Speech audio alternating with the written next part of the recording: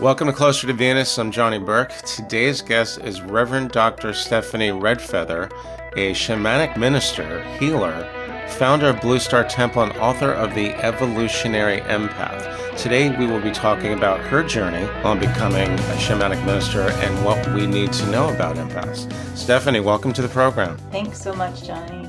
A very interesting path you have followed. What made you choose shamanism and becoming a healer and so forth? Yeah, well, the path chose me, as is the way it goes so often. A quick snapshot of my childhood. I was a very creative, intuitive child. I went to a performing arts school like the TV show Fame. I played cowboys and Indians. I was always the Indian. Long before I knew what a medicine woman was, I had my little crocheted drawstring bags from the 70s, and it had like little rocks and sticks and costume jewelry and bits of stuff. All the seeds were kind of there. And so this very nature girl, performing arts dancer, singer, writer, fast forward a few years and I got a math degree and became an Air Force officer. What I call the pre-quake tremors began as I was preparing to leave the Air Force. I was in for 10 years and just had this small, still voice that I'm actually surprised I even heard that said it was time to get out. And I didn't know what I was going to do next. My financial advisor that I'd been with for 10 years said, well, hey, Steph, you're really good with people. You want to be a financial advisor? I was like, okay, sure. Because I didn't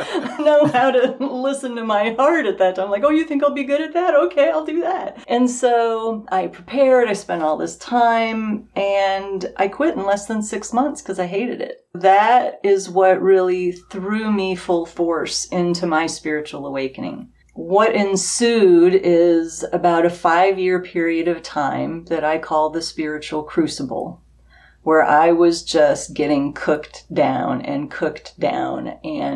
everything that I thought was solid started falling apart. I began questioning everything. And I think my spiritual awakening was so painful and long because I was fighting. I did not know how to surrender gracefully. I had no tools. I had no prior experience with something this intense. When my time in the crucible was complete, I was able to tune into the subtle energies and understand and explain what was happening at a very subtle level. From this experience is how my spiritual business was born. I felt, it was like my heart felt compelled if I could support other people in their spiritual awakening or through their traumatic events that traditional psychology and traditional methods of help don't necessarily touch. And so that led me through becoming a Reiki master and learning all different kinds of other healing modalities and pursuing the shamanic path. It seems that often the spiritual awakening is triggered by some kind of intuitive voice, which I've heard several times. I'm interested how you chose the shamanic path, and what exactly is a shamanic practitioner? Well, a shamanic practitioner is someone who has studied shamanism, whether that's with an indigenous tribe or through an apprenticeship. In this day of modern shamanism, the lines are not as distinct as they used to be, and the initiations are not necessarily done in the old traditional ways of many thousands of years. My belief is that everybody is shamanic in their soul, in their being. Whether they choose to express or embrace that is, of course, up to them. As I study and practice in a Peruvian tradition of shamanism called the Pachacuti Mesa tradition, and it was created by my teacher who's still alive. His name is Don Oscar Miro Quesada. And he says the shaman's task is to come into right relationship and reverent communion with the seen and unseen world so as to mediate between the worlds on behalf of the community or the individual. Shamanism at its heart is recognizing that the entire world is alive and sentient and communicating. What are the parallels between shamanism and mediumship? Because they both seem to cross over the veil into the spirit world, as it were. And my belief is you could list 100 different healing modalities, And to me, they're all just facets of the same thing. They're all just ways of connecting with the alive, sentient, communicating universe. Mediumship is a way of, just depending on who they're connecting with. They could be connecting with your soul, the Akashic records, a future self. They could be connecting with people that are connected to you in your soul family or people who have passed. So it's just a matter of accessing alternate dimensions of reality, which are all playing out, happening at the same time. We're all interdimensional travelers. We just may not know it, and it takes some effort to do it consciously. Many shamanic traditions are rooted in this idea of traveling into different dimensions of time and space in support of whoever's come to you for healing or for your own healing. When you talk about traveling into different dimensions, that obviously brings up time and space. I've been told several times that the fifth dimension, for instance, time is not linear as we know it here on Earth. Is it possible to actually go back in time and try to correct something where it would have an impact on the future? Or is that not realistic? Well, my belief is yes. And there's a level of responsibility and consciousness that sort of thing should be done with. Stepping outside of linear time. That's been part of my spiritual practice. It's been part of my shamanic practice. To me, that is essentially the same as saying we're stepping outside of linear time when we step into these other dimensions. Because in the realm of spirit, all dimensions are happening simultaneously, parallel universes, past, present, and future, all happening at the same time. So if you think of them as parallel roads running in the same direction, and you're just kind of hopping from one to the next, and what does the view look like over here? And how is my life different if I look at it from this point of view? And what can I access or learn about myself if I go to the past or if I go to the future and, meet a future self? Have you or any of your clients, as it were they able to go back and actually meet, let's say, their past or their future self for that matter? Absolutely. Wow. Mm-hmm. Yeah, I've worked with people to take them on journeys to meet their future self, to do soul retrieval pieces, to do past life. I don't call it past life regression, but just access to past lives, to access maybe something that happened then that is unresolved or affecting them now, or some piece of themselves that got left there. When a traumatic event happens, sometimes a piece of us will stay stuck in that point in space-time, and we can go back and retrieve it and collect it up and bring it back into the whole. So, yeah, absolutely. It sounds like there may be certain things that a shamanic practitioner is able to do that maybe a medium cannot, or are they just different avenues to access the Akashic records? In terms of access, I would say mediumship and shamanism are very similar in that they are just accessing whatever body, whatever field of living intelligence they are connecting with. Mediumship, in just its pure definition, is more of a channel, whereas a shamanic adept or shamanic practitioner usually has a healing component to it, where they're doing some sort of healing work with somebody. Which, again, draws a parallel to the past life regression therapist, because often that has to do with healing something from the past. Yeah, absolutely. And they're all so very related. I don't stovepipe them and say, well, mediumship is only this and shamanism is only this, because it is through that access to the other dimensions that we can retrieve the information and the energetic frequencies to help heal us. A lot of these things do seem to be related. Lots of spiritually transformative events, mystical experiences like a Kundalini awakening or a near-death experience. They all seem to access that phenomena, that which we call source or the records or the quantum realm, which may be the same thing. How did you get the name Blue Star Temple? And tell us a little bit more about why you gravitated toward the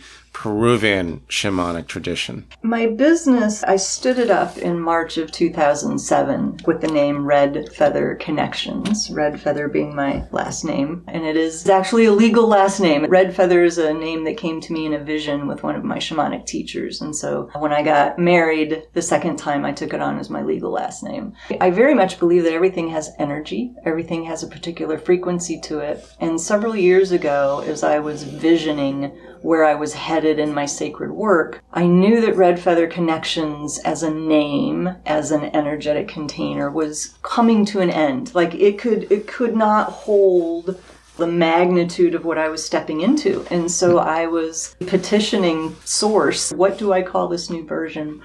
And as I was falling asleep one night in that sort of liminal space, half awake, half asleep, I was almost shocked awake, like sat up in bed, and Spirit had just downloaded me with Blue Star University. And I was like, yes, of course. Oh my God, that's perfect. I love it. And so in the coming days, as I tuned in, did my spiritual practice, did some journaling, I realized that Blue Star University is the very, very big picture, end goal that I haven't even brought into consciousness yet, all of what that implies. But what they gave me was the first step of Blue Star Temple. I very much am connected to our cosmic origins, to the idea that we have star relatives, that we are star seeds. The planet that I am most connected to is Sirius, or star, technically. You must be reading my mind, because that was the next question. So Blue Star Temple really is an homage to my star ancestry of Sirius. But to a lesser degree, it also includes the Earth as a blue planet, and Venus, because I do so much work with the divine feminine and the balance of the masculine and feminine. All that symbolism is wrapped up in the name Blue Star. Now, since you mentioned starseeds, one of the things that maybe is an underserved topic is our relation to other star beings and being reincarnated from other worlds. I definitely believe in reincarnation. That, just depending on our soul's choices, many of us have incarnations off planet. You know, the Earth is not the only place to come and embody. Would it make sense to theorize that David Bowie was definitely not of this Earth? In a good way, because I think he was called the Starman for very good reasons, and it wasn't just a cute title either. Well, and it's interesting, I dabble in shamanic astrology. It's a specific way of looking at astrology. It's slightly different than traditional astrology. And there's a particular placement where if you have your moon in Aquarius, it actually speaks to many, many lifetimes off planet. My mom has an Aquarius moon, and all her life she has struggled with being in a meat sack. Since you mentioned astrology, I think it's a very interesting topic. When we try to connect the dots, might be a discussion for another day, but I definitely want to keep that in mind. Because when we talk about spirit world and mediums and shamanism and all these different experiences, eventually that tends to spill over into the star beings and the other worlds, which it seems that we know very little about. But what do we need to know about being reincarnated from other worlds or other star systems? Well, my belief is that the soul incarnates to experience itself. If you've read the Conversations with God books, I'm paraphrasing, but basically God tells Neil Donald Walsh, who wrote the series, that I didn't want to just know who I am. I wanted to experience who I am, thus incarnating in physical form. The soul is making choices. I think souls have personalities too. Some are more adventurous, some are more pragmatic. And so I definitely believe that many, many people have had off-planet incarnations. And I want to tie it back to shamanism for a moment. Just about every indigenous tradition on this planet talks openly about the star beings as part of their creation myths, especially for the Andean traditions. The Pleiades are very strong for them. Definitely. I have a very strong tie to Egypt, many past lives there. Sirius plays a very large role in the Egyptian ancient culture. There are many, many places where you can look in our ancient history and see incredible evidence of being visited by off-planet intelligences. Yes, indeed. You just mentioned you remember some of your past lives. Was that from Egypt, or was it a collection of different places? Where did they originate in?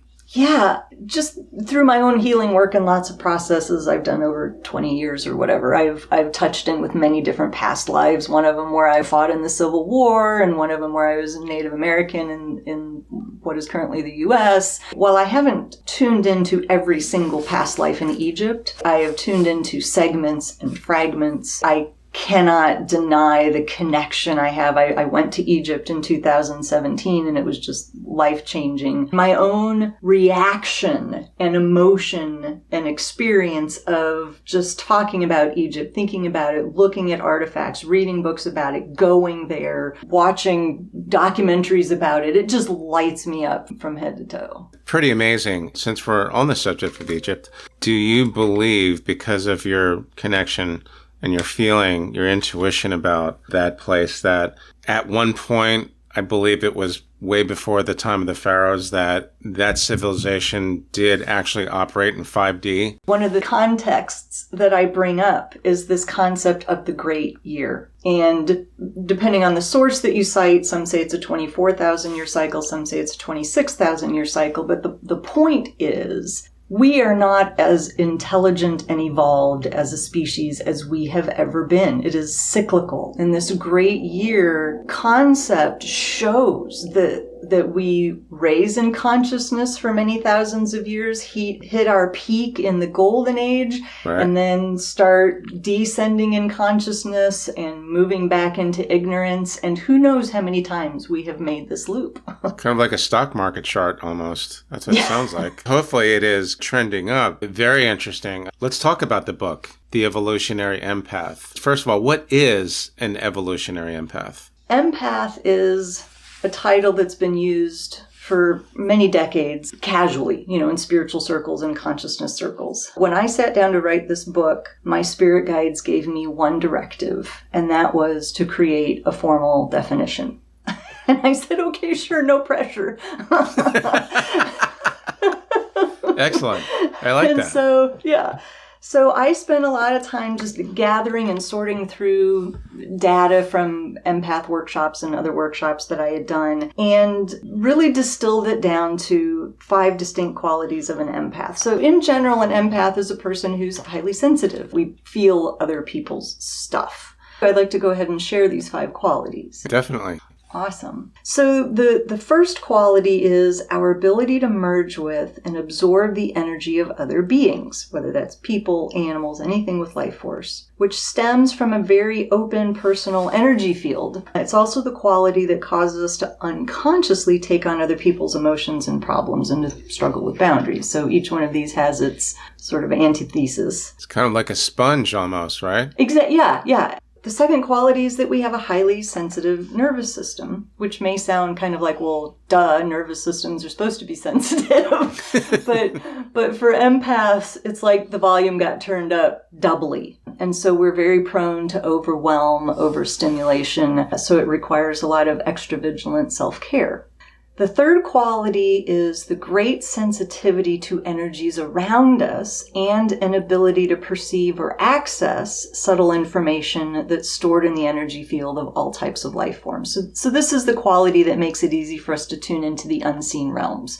So for some people, it's angels, apparitions, the Akashic records, experience with paranormal happenings, all of these different sorts of access points.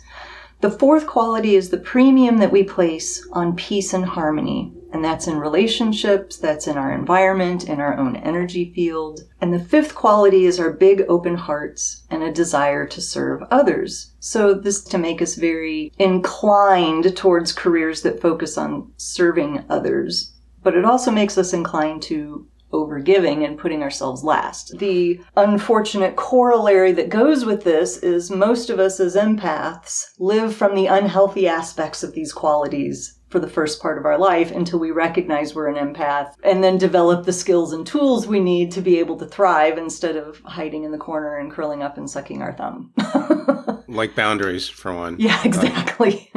The spirit guides that you mentioned, how integral were they in writing the book? Did they push the boat off the dock, or were they with you the whole time? They were with me the whole time. Part of my journey of shamanism and personal growth and connection to my version of spirit or creator has been walking co-creatively, side by side, arm in arm. And so sometimes they will give me very clear direction or very clear signals or signs or validations, but every time I sat down to work on this book, I would ceremonially set the space. I would go to my altar. I would light a candle. I would call in my guides and just offer myself up as the conduit for this information to flow and for them to direct me as to how to put it together. And I created an outline when I started the book, but it certainly did not end up the way it started because all this inspiration came in. Is it possible to be an empath and not have access to spirits, the Akashic records, and being able to get into a trance state? Well, here's what I would say about those 5 qualities. It's a spectrum. You don't have to say yes to all 5 of those qualities. And they don't necessarily have to be high on the dial. So for some people, their quality number 3, that ability to access and tune into these other realms, for them that might be a 2 out of a 10. Whereas their ability to merge and blend with other people might be a 9 out of a 10. I know we love our cosmopolitan surveys, but I really didn't want it to be like, okay, take this quiz, and if your answers add up to 1 through 10, you're a mild empath. Interesting. The empathic Big Bang and what you mentioned earlier, which I believe is a cycle of ascension. It peaks and then it goes down. Is there a reason the empathic Big Bang is happening now that's related to that cycle? Yeah. My belief, my experience, just from working so many years with energy, is that empaths have only been around for maybe 100 years. That's it? In very small quantities prior to that. You can look at the great healers and teachers, certainly. But for the most part, the collective frequency that humanity was vibrating at was not high enough to sustain this sort of refined energetic physiology that we have. As humanity is ascending in consciousness and ascending in individual frequency, which influences the collective frequency, we're now at a level where empaths can start to sustain and thrive. But one of the things that I propose in my book that I haven't really heard many others or any others talk about is the fact that I believe empaths are here to help humanity ascend to the next level of consciousness. One of the questions I would have about that, I mentioned this earlier about the Egyptians. One thing that really kind of sticks out is a conversation I had with a woman who was with a group of her metaphysical friends in Egypt, and they start talking about a cave where I believe there's a hieroglyph, which basically shows 2 men holding up what seemed to be like sticks. And there's this huge rock, which seems to be suspended in the air. And their conclusion was, and I've heard this more than once, is that some of the pyramids were literally built with telepathy and not with slave labor as it was described in the Bible. So if that were true in a 5D civilization thousands and thousands of years ago, wouldn't it make sense that empaths were in an era where the frequency was high enough to actually support them? It all makes sense to me because my belief is that some hundreds or thousands of years from now, empath won't even be a word. It'll just be synonymous with human. That this is where we're all headed as we ascend in consciousness and as we ascend in frequency.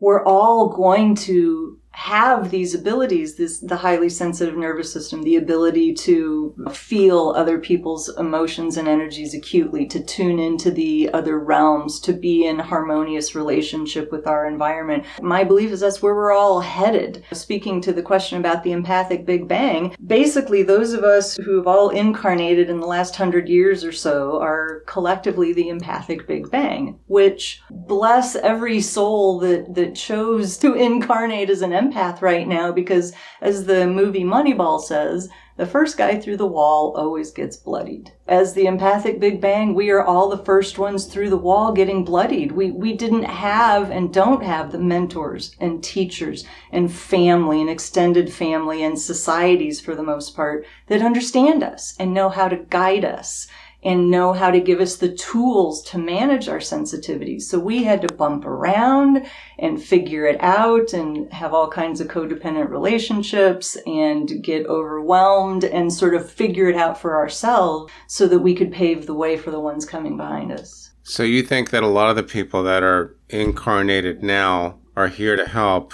which would sound pretty consistent with what I've heard recently about Atlantis. the previous guest, and she was basically telling me that everyone that is here on this planet right now that is here to help came from Atlantis. Does that make sense, or is that a little bit too far-fetched? What I would say is I would absolutely agree that there are people from Atlantis that are incarnating now. And I would say it seems exclusive to say that, well, all of us who are here now from Atlantis, it's possible that some of us didn't incarnate in Atlantis. We were Lemurian, or we came directly from some other incarnations on a different star system or whatever. Do you have any memories from ancient civilizations? When I travel to those lifetimes, that specific data doesn't always accompany. So it's not like, oh, it was the year 6024 BC, or... It'd be nice if it was like right on your screen. Right. Right. I have general impressions. I do have one lifetime that came with a very specific date in the Puritan colonies in the early 1700s. But right. Other than that, I get more of a feeling. I connect more with energies as opposed to those specific pieces of data often. Other than what we already discussed, is there any other evidence that we are actually in an ascension phase? Yeah, I have a whole chapter devoted to this into my book where I talk about the great year and the implications there. And it is certainly easy to look at the world and say, oh, we got to be down in the dregs. We must have hit bottom. But we are actually on the upswing. If you've heard of the Iron Age, Bronze Age, Silver Age, Golden Age, I'm talking about ages of enlightenment or delightment, I suppose. But delightment, I like that. Wisdom keepers around the world that have tried to hold on to and maintain these ancient wisdoms, this ancient knowledge. But what happens often as we devolve and move into ignorance on the downswing is we start to doubt the wisdom keepers. We get fractured into accusations and more bids for power, and all of the things that we used to hold dear, we start to doubt, and then we accuse them of being heretical. All of these things start to devolve. And so oftentimes the ancient wisdom, the scriptures, the texts, the temples are burned and destroyed. And so there are remnants that have been held in trust by a lineage of these wisdom keepers. And so it is challenging to figure out exactly precisely where we are in the cycle of ascension because a lot of those references have been destroyed, or sometimes they're very esoteric and difficult to interpret. But according to ancient Vedic texts, in the Indian culture, we are out of the Iron Age and actually into the Bronze Age. So for people who are tuned into these sorts of things, it would make sense that we are ascending in consciousness. We're accessing new information, just looking at things like junk DNA and realizing there's a lot more going on in our DNA code than we think. All of these things to me point that we are ascending. And so I want to offer an analogy for those who look at our world right now and go, how can we be ascending? We are deep in the throes. If you look at temperature, let's say moving from winter into spring in the northern hemisphere, right? So getting warmer. Every day is not warmer than the day before. I live in the Midwest, and so we might have 40 degrees one day, and then the next day it's 65, and then it's 29, and then it's 38, and then it's 52. If you chart it, it's going to go up and down and up and down and up and down. But if you chart the trend from winter into spring, the temperature is getting warmer. And so if you extend that analogy into a longer field of time, we are ascending in consciousness. If you look at human evolution, maybe that's a year or 10 years or 20 years where we're down in that cold day. But again, the trend is moving upwards. And one of the reasons I provide this context in my book, the biggest picture context helps us locate ourselves inside what's happening so that we have reference points and we can see the bigger picture of what else is happening and how we fit into it. And so, believe it or not, what I just shared with you gives me a lot of hope on those days where it's hard to look at the world and see hope. If I use a stock market analogy, it would seem that we are bouncing off the bottom and starting to trend up a little bit. So that does seem reasonable. Really, really cool stuff, Stephanie. Thanks for joining us. How can our listeners find you online? You can find me at bluestartemple.org. And I just want to let you know that I have a brand new Oracle deck called Empath Activation Cards that's coming out November 9th of 2021. Excellent. You've been listening to Closer to Venus. I'm Johnny Burke. If you enjoyed today's episode, please consider subscribing. You can also leave us a review on iTunes as well. Thanks again for tuning in, and we'll see you next time.